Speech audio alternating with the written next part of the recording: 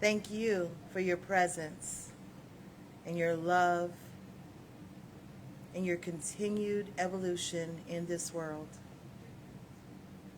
In this moment and at this time, I invite you to be that open channel.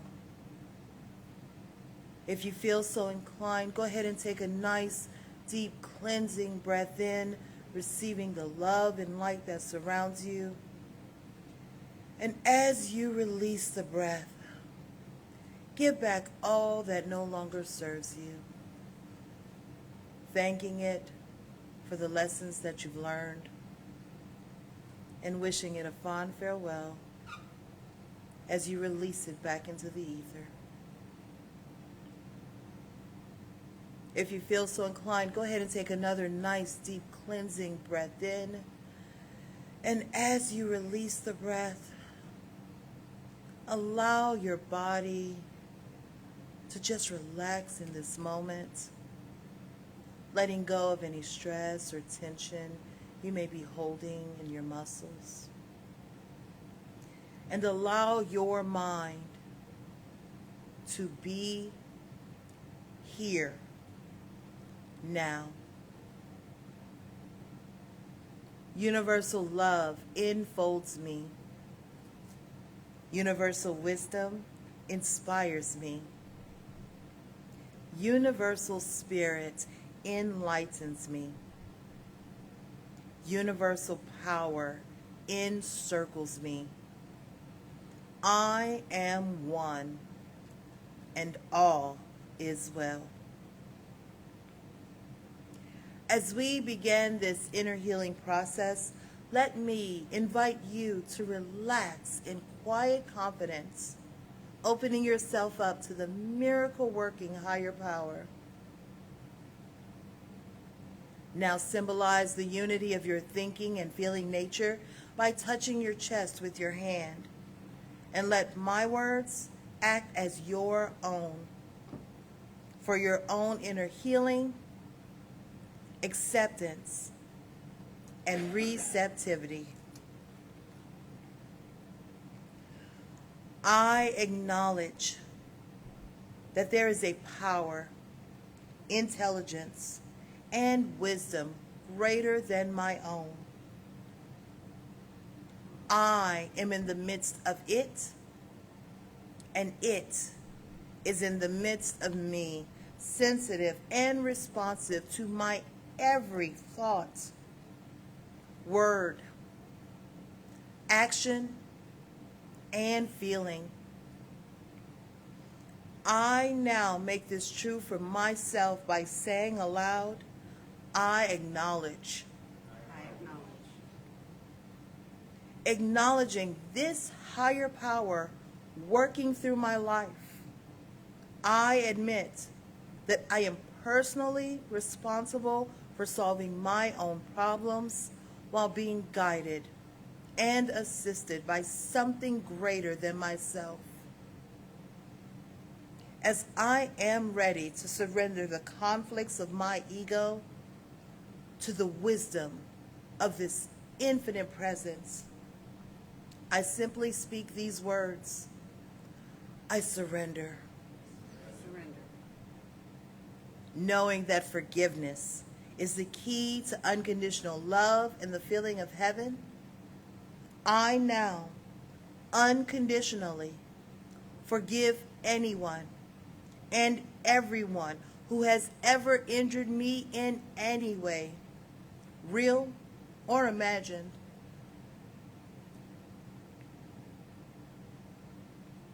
And I now forgive myself for all of my mistaken judgments and their resulting actions.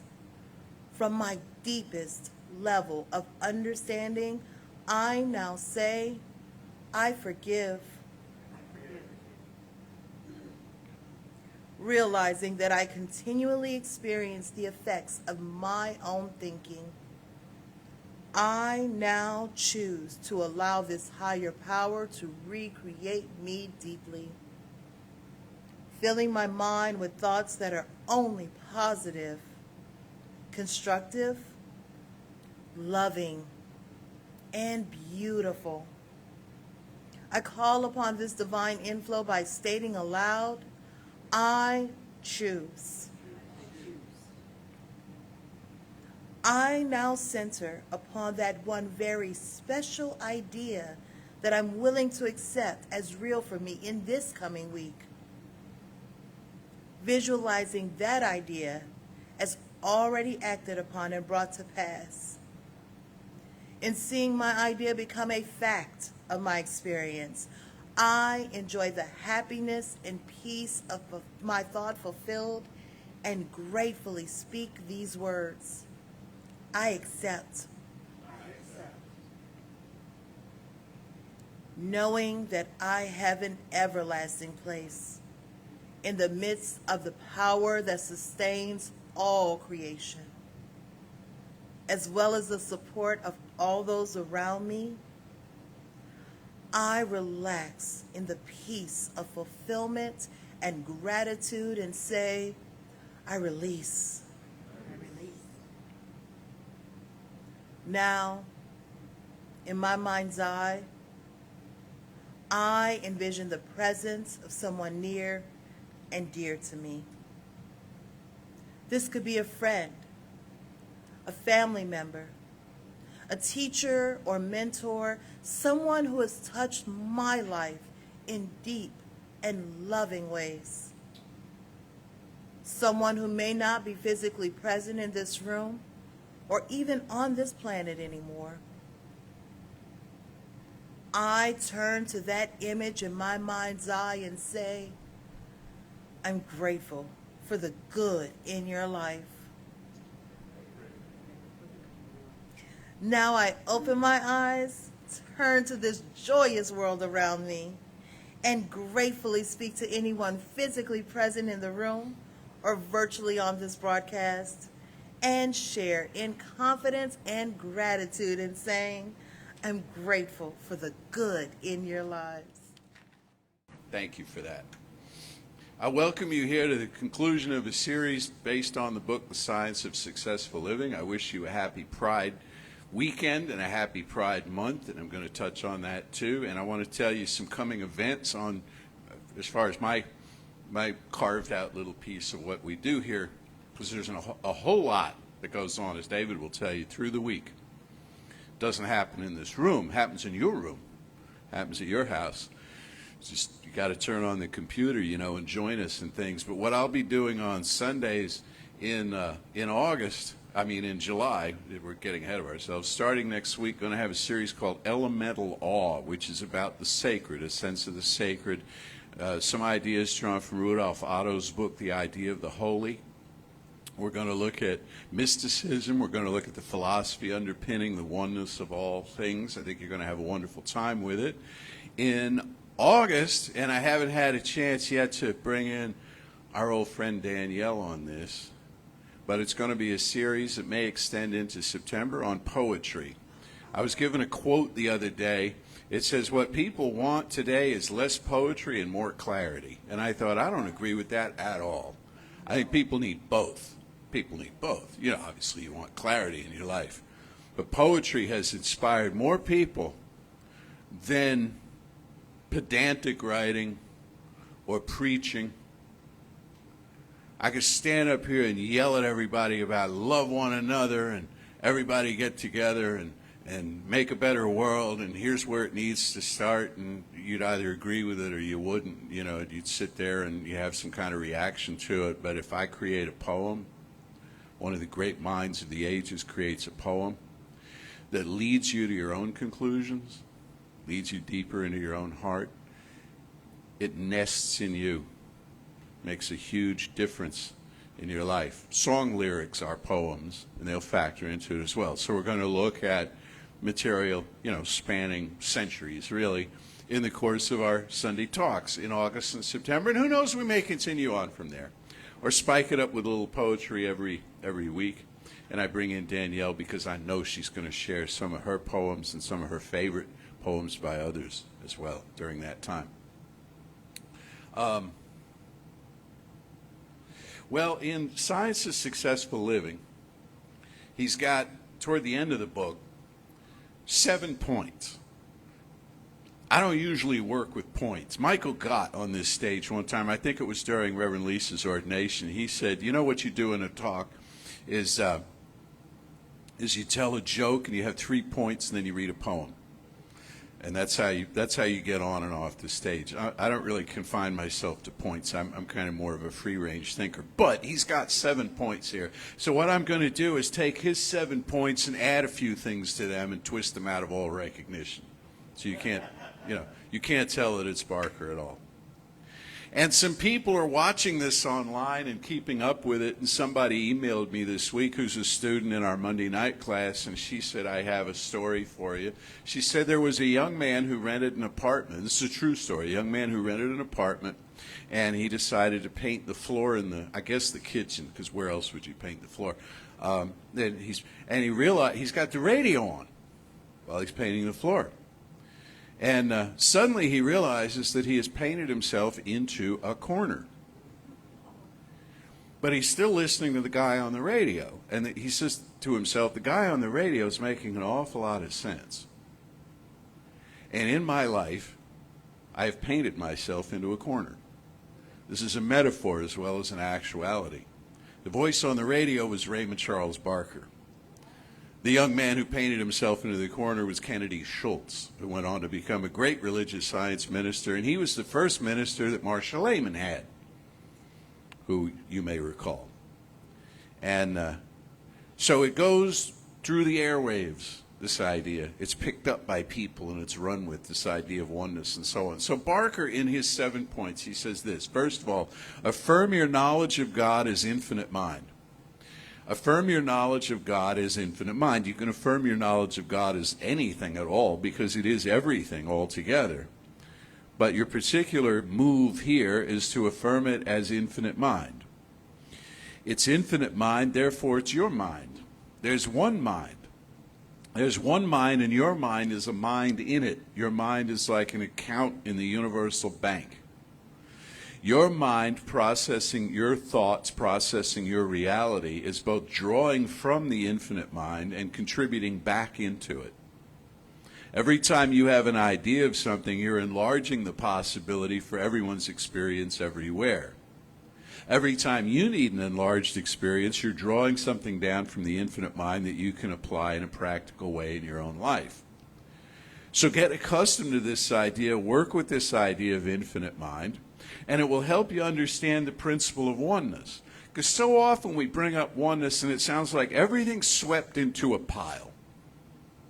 All people, all things, everything everywhere, everything that could be, everything that is, all in one great big heap, and that's oneness.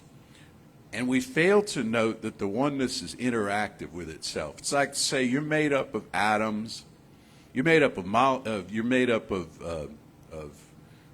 particles, which comprise atoms, which then clump together into molecules, which then further join as cells and eventually become organs and actions and functions in the self. And so there's these descending and ascending levels of self. But what you learn from studies of anatomy and medicine is that every part of yourself is in constant communication with every other part of yourself.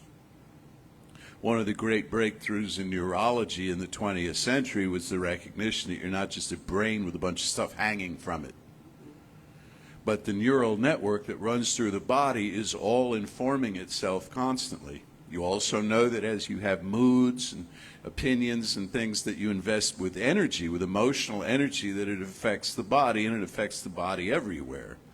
It moves through your digestion, it moves through your circulation and your respiration and so on. Well, the same is true with how you connect with other people and with life at large. None of this is random. Neither is it all strictly explainable in the short term. But it's true that all together, everybody all fits. I was just reading that they're shutting down part of the Grand Parkway over a couple of weekends, and it's going to take them a few years to finish the thing, but they're starting the work right now because the Grand Parkway from here heading out toward 290 is too narrow. It's only got 2 lanes and it needs 3, and the thing that jumps immediately to mind as well, a taxpayer, is why didn't you build 3 lanes to start with? For that matter, why not build 4? Populations go up, not down, and more people are finding, hey, I can get on the Grand Parkway and drive 99 miles an hour and get where I'm going faster than I can anywhere else, right? Yeah. Well, every car that gets on the Grand Parkway, every car that enters on the ramp, every car that exits on the ramp has a pattern to it and is part of a larger intelligence. If you could see the thing from space, I suppose, or see it from a height anyway, a higher distance, you'd see that there's an intelligence and an orderliness to it and a purposefulness to it. Somehow it's all working, and I can opt in or out of whether I want to go someplace today, just as the cells of my body can opt in or out as to whether they're going to participate in digesting this latest part of food or whatever. But somehow everything is all in motion, and it's all guided by one undefinable, ineffable mind. Everything is in constant motion. You put an idea out there. I saw a quote from Rumi. I think I gave you this last week, maybe this quote that I mangled from Rumi, and maybe our team can get it correctly, but it says something like, if you put love, if you throw love in the river by where you are now, it will come find you in the desert. We get what we need, it comes back round to us. Everything comes round again, but we can't say when. We can't exactly say how. But the intentions that we set all manifest in some way. They all return to us. Well, this is part of the activity of this universal and infinite mind, and you're sitting in the midst of it. Then he says, so having affirmed your knowledge of God as infinite mind, select, number 2 now, select the idea you want to demonstrate that's good for you and hurts no one else. Select the idea that you want to demonstrate. You can select a lot of ideas you want to demonstrate, but the smart move here is to pick one at a time. Or at least pick ideas that are similar. If you're going to have several going at once, it's a little harder to keep track of if you have them on 3 or 4 different topics and you're trying to invest them all with the same degree of emotion. So try to sort them out. Let's just say, for the sake of moving on, that you pick one idea of what you want to create in your life that's good for you and hurts no one else. If this idea has to hurt someone else to be good for you, drop it. Drop it right away. It's toxic to you. And you're working off bad information. What kind of bad information? Like, we live in a competitive dog-eat-dog universe where there's not enough for everybody, and so I have to get mine. And it doesn't matter if you get yours, and if you have too much, I'll take from you, and all that kind of thing. This whole competitive nonsense that we have ingrained into us. Set that aside. How does it apply in a universe guided by infinite intelligence, a universe made up of one mind? It doesn't.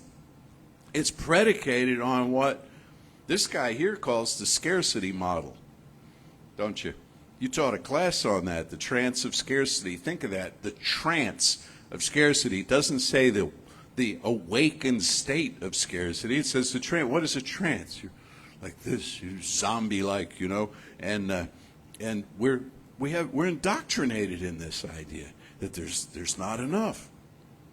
So we think, if I'm going to have the right job, I got to have yours. For the right partner, I got to take that person over there, whether or not they're interested.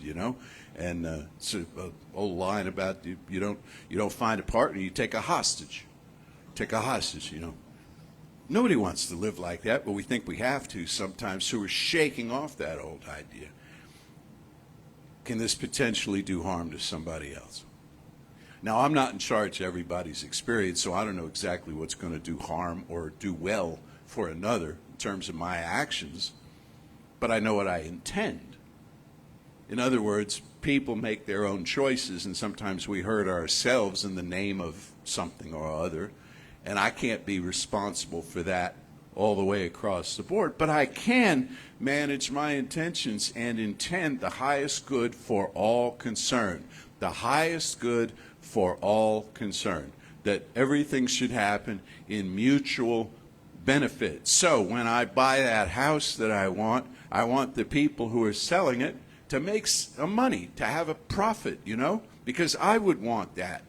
And I look at this as closely as I can and say, what would I want out of this situation? And I bet others would want something similar. So I'm going to try to set things up so that they happen that way.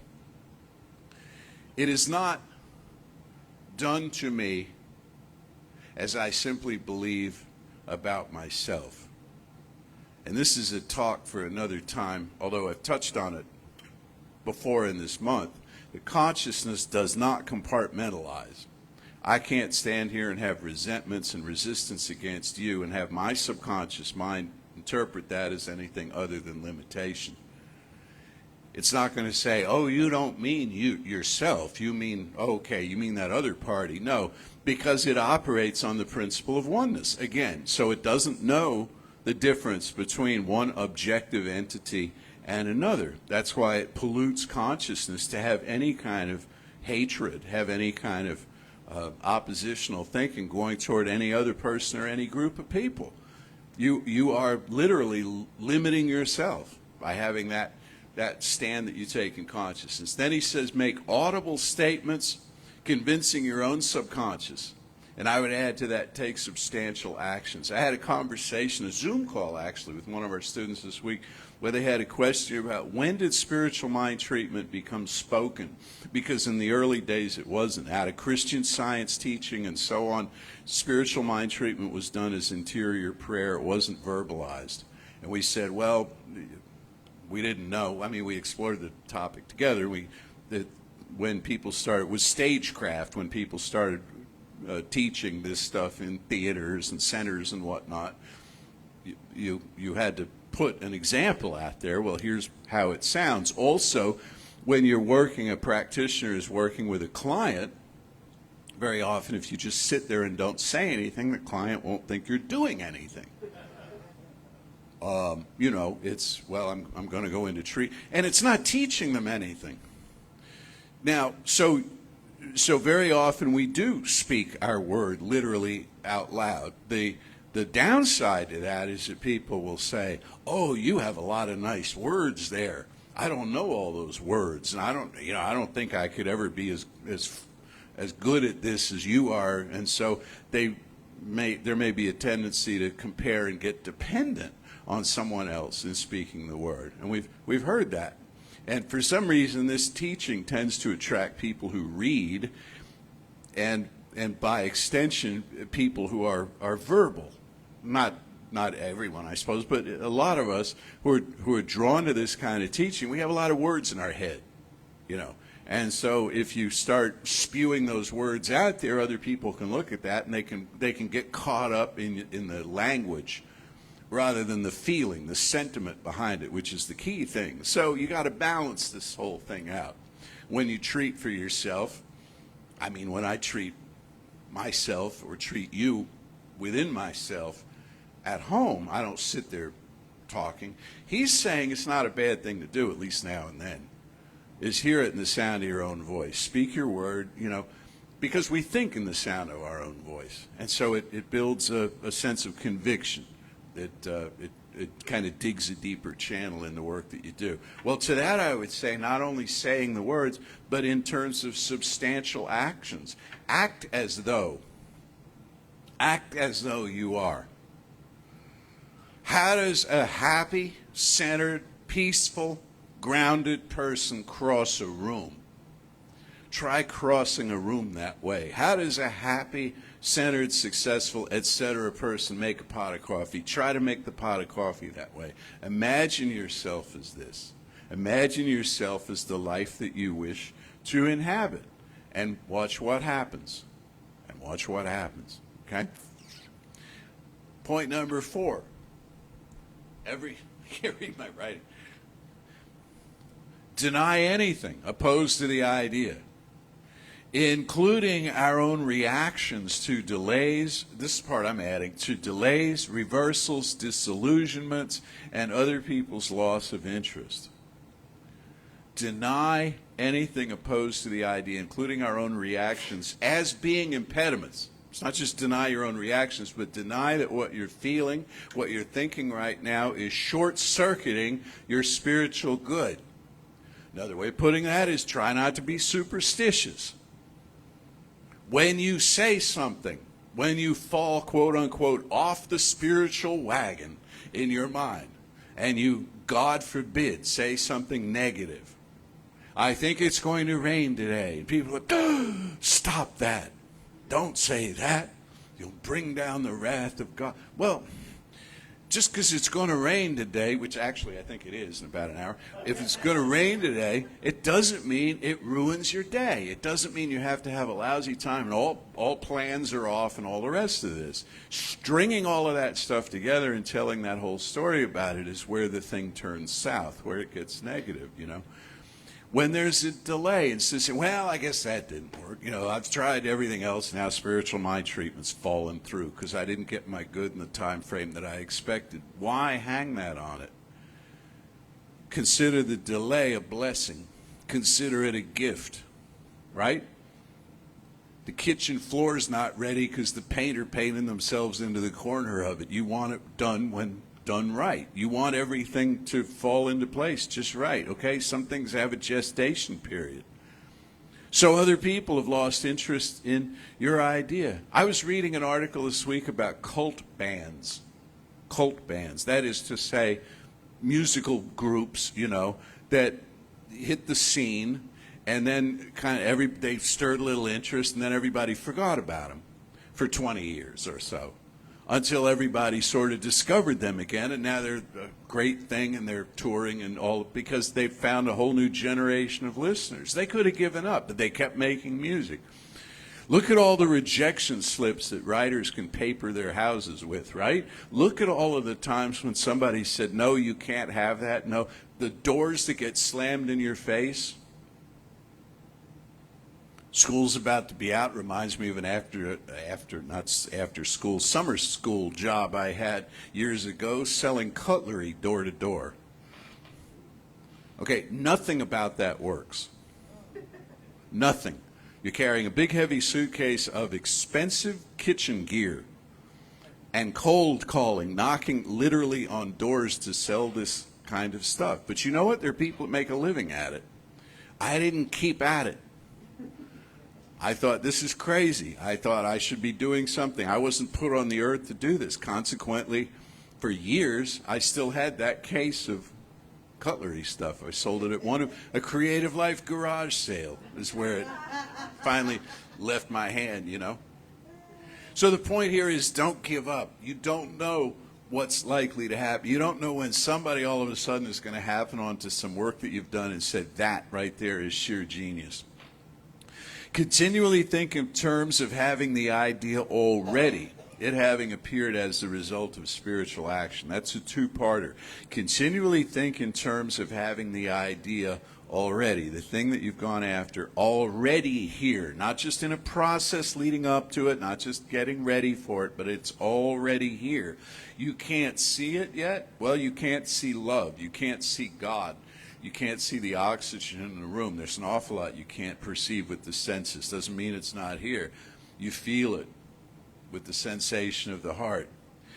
And think of it not only as being here already, but being here as the result of spiritual action, not simply good luck. Not simply coincidence. So often we can say in our prayer work, it would have happened anyway. It was bound to happen. Or it just, you know, one of those things. It fell in my lap. I heard a line one time says, if some good falls in your lap, don't stand up. Well, you know, things don't just fall. There's a cause and effect relationship here, working mysteriously behind the scenes, not always traceable, but very definitely happening. And it says, watch your thinking. This is number 6. Watch your thinking. Keep the high watch. High watch is a biblical term. Emma Hopkins. Thank you. Keep the high watch for the good that you seek, and the high watch is not about what's happening outside. It's watching your heart. It's watching your interior process. Wait for something, but wait alertly through the long night watches. Wait like the disciples were told to pray in the garden, and dropped off to sleep. Don't be like the disciples. Try to stay awake. Try to notice what's going on. Notice your reactions. If you're impatient, notice your impatience. Get a little zen with it. Step back from yourself and look at yourself and see how you feel about this, as though it were someone else feeling it for a moment. In other words, without judgment, without panic. Oh, isn't that interesting? You say to yourself. There was a technique taught some time back about anger. How often we'll say, you make me angry. That's taking no responsibility, is it, for our own emotional landscape, to say, you make me angry. Whereas instead, if you were to say, when you do this, I feel this. That's a description of a linkage. And it's a linkage that actually you made, right, with their action. That when you do this, because I've told you 1,000,000 times not to exaggerate. When you do this, I feel that.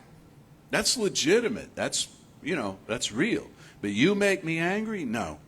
Nobody else makes us angry. You get right down to it. I'm not saying people don't do outrageous things. I'm not saying everybody exhibits sterling behavior on the planet, because they clearly don't. What I am saying is that our reaction to it, especially the toxicity that we release within ourselves, is under our control. It's under our management. So we want to be aware of that. And finally, he's got this one. When your demonstration takes place, tell others what you did to bring it to pass. Now, I hadn't thought of that one, but it's kind of true. Is that it builds confidence in the process to describe the process, especially to another person. And say, I had this problem, and somehow I heard that what I should do about it was imagine its positive opposite and invest that with my energy, and I did that, and my problem turned into this gift. How about that? You're not telling them, here's what they ought to do. You're just recounting your own story. But if somebody told me a story like that, which they have, I would think, I want to do what they just said. I want to try that myself. And I would begin to imagine positive opposites to whatever I found to be my issues. And I think I would find some relief from that. So go and spread the good news that you can do this. And I shared with you a while back a story that was in Science of Mind magazine a long time ago. They used to run a column called I Refuse the Verdict. And they had all kinds of, it was fiction, sort of, and they had stories in there of like where somebody's on a train on the way home from work and another commuter sits down next to them and starts randomly complaining about their boss and their miserable job. And party A turns to party B and says, I've found that by thinking happier thoughts about other people, I actually improve the quality of my life, et cetera, et cetera. And they're not saying you need to change religions. They're not saying even you need to read this book. They're recounting their own experience, strength, and hope, and they're, planting a seed. Planting a seed. How about it that we're all one? And seeds grow. Seeds need water, seeds need light, but seeds grow. And pretty soon you have a field of new good in life. We're planting seeds. Pride Month is planting seeds. Juneteenth is planting seeds. Black History Month is planting seeds. All of these celebrations that we have, where sometimes people will say, why are we focusing on segments of the population? Isn't that separate thinking? Except when you consider that segments of the population have been unheard, unseen, unmentioned by other segments of the population, in which case what's happening here is equity is growing. Equality is on the table. It's being discussed. It's being openly shared. And all of a sudden, now I don't personally understand why it is that anybody would feel offended by the presence of someone unlike them in whatever manner we're speaking of. How they live, who they are, the body they wear, the language they speak, the song they sing, whatever. I don't understand why in 12-step parlance, there's a passage that says one of the things that's really destructive to the recovering addict is contempt prior to investigation. Have you heard that? Contempt prior to investigation. Imagine what that looks like. Here's this book. I don't like it. What does it say? I don't know. I haven't read it. But I don't like it. Here's this person. I don't like them. Why? I don't like how they look. I don't like what I've heard about them. From who? Somebody who met them, somebody who knows them, somebody who has their... No. I heard about them from my news feed. I heard... Why live that way? I don't understand that. I don't understand that at all. And you don't understand it either. That's why you're here. That's why you're here. That's why you're watching today. It's why you haven't already switched off and discussed, oh, great, here we go, another diversity talk. That's why you're still buying into this idea. If you'll just bear with a little longer, I think it may make an impression. 40 years we've been doing this here at Creative Life this fall. 40 years. Actually, you get right down to it, 42 and a half, because we were a study group for 2.5 years before we were a center.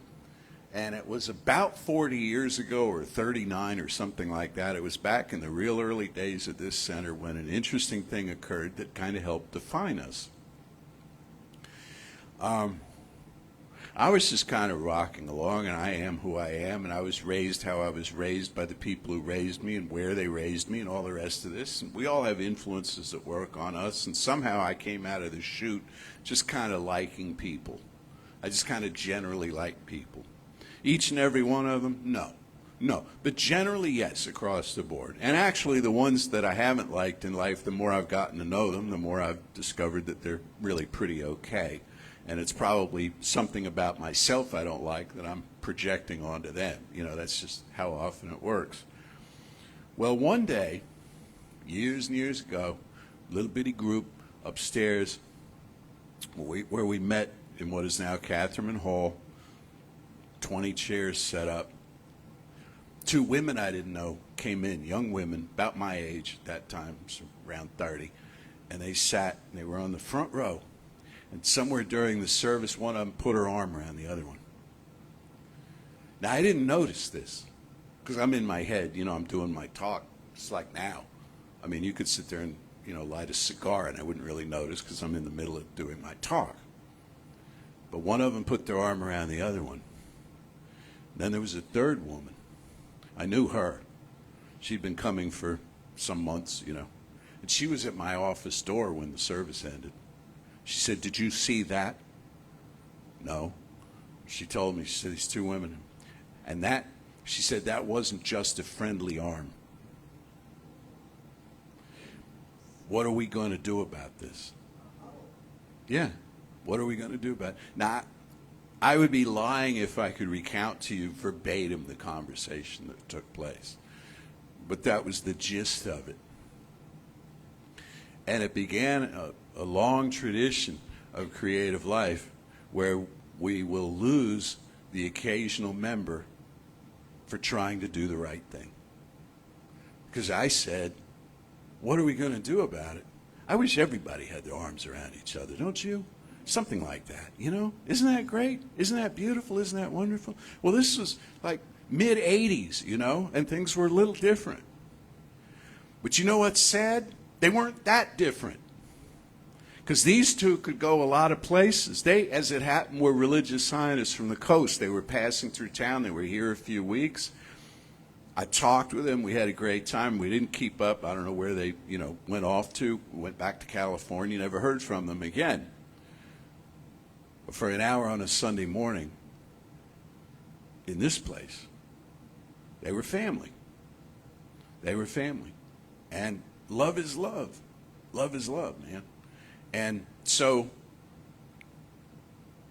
when we talk about resistance to the shutdown and the absconding of human rights taking place in the world, there are a lot of different ways you can approach that. You can march in the streets, and you can raise your fist, and you can write letters to the editor, and you can do lots of things.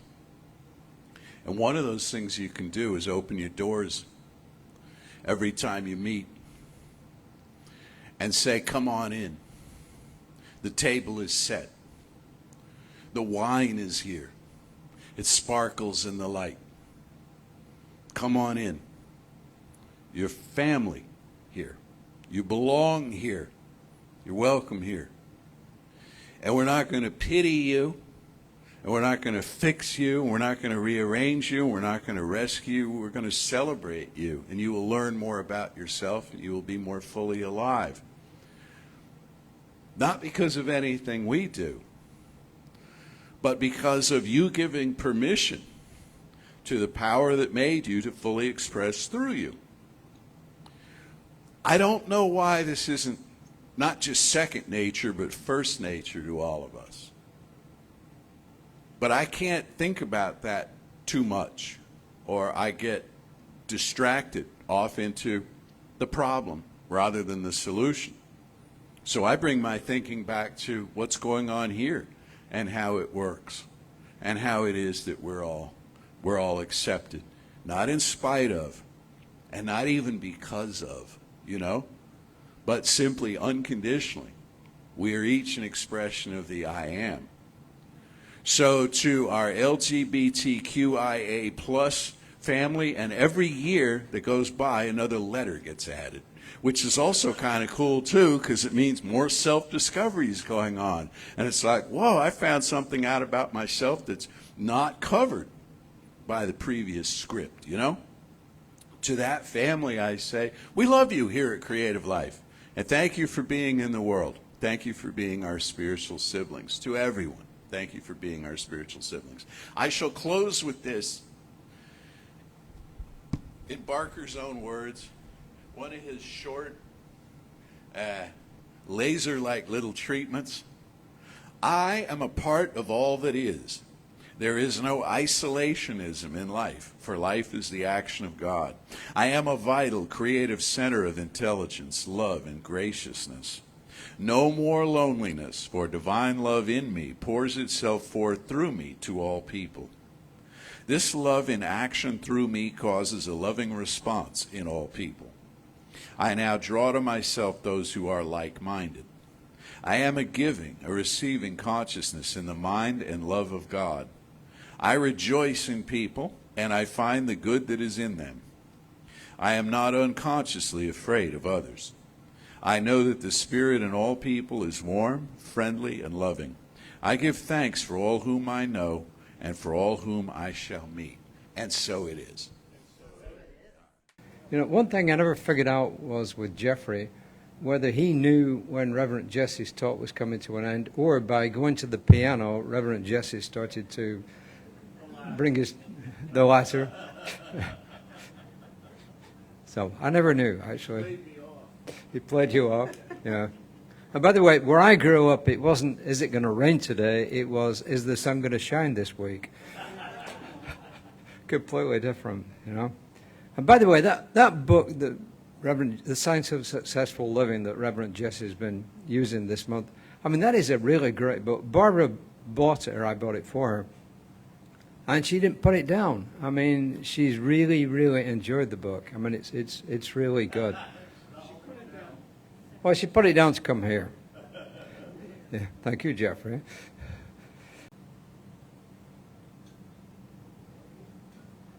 Please take your gift in your hand, either physically or mentally, and say with me, divine love, through me, blesses and multiplies all the good I am and have, all the good I give and receive. I am prosperous now, and so it is. All right. Oh, we found the Rumi quote, and yes, you did mangle it. Mangled the heck out of it. Yeah. Well, no. He got the gist of it, but do a good deed and throw it in the river. One day it will come back to you in the desert. No. So. But, yeah, so I thought we would share that with you. It's in the chat, but you guys in the room might like to know that. Let me get on with this. I'm going to encourage everybody to take a nice deep breath and just breathe in all of the wisdom that you have heard for today and for this week, this month. I've been calling it a delicious series because we have been savoring grace. And today, that's what we got.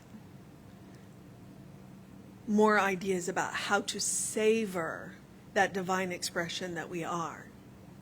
So know with me that there is one power, one presence, one life, one love. I am a manifestation of that presence. I am a demonstration of that life. I am a channel for that love, just as I know that each and every one of you are. And as we walk into this week, we remember who we are.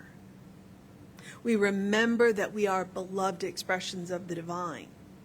And as we look around into each other's eyes, we see that divine expression looking back at us.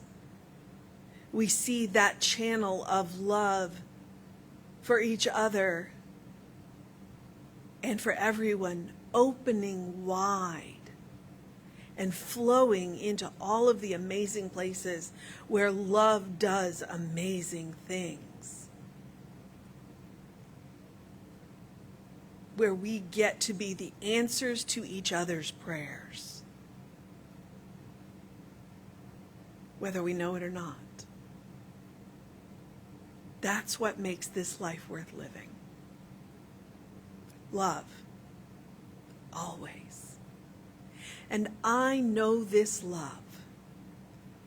I know this power. With all of the gratitude in my being.